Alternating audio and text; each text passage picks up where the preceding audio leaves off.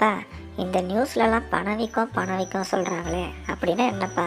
பணம் எப்படிப்பா பணம் வீக்கம்னா பணம் வீங்கிறது இல்லைப்பா, விலைவாசி ஏற்றத்தை தான் பணம் வீக்கம்னு சொல்கிறாங்க.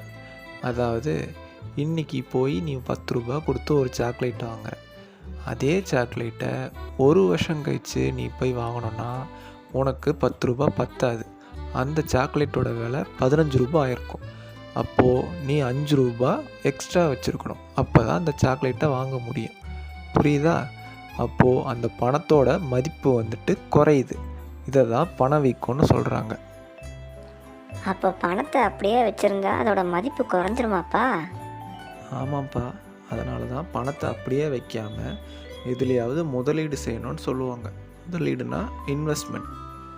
முதலீடு எப்படிப்பா பண்ணுறது? அது பண்ணால் எப்படி பணத்தோட மதிப்பு அதிகரிக்கும்? இன்வெஸ்ட்மெண்ட் பண்ண நிறைய வழி இருக்குப்பா, அதை பற்றி நான் உனக்கு அப்புறம் சொல்லித்தரேன்.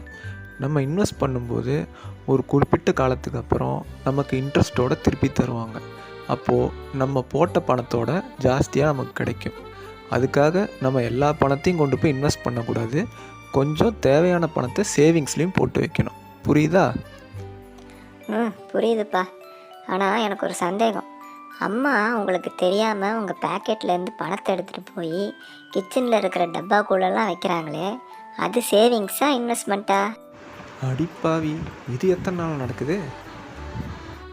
ஐயோ, அடுப்பில் பால் வச்சுட்டு மறந்தே போயிட்டேன். நீங்கள் பேசிகிட்ருங்க, நான் இப்போ வந்துடுறேன்.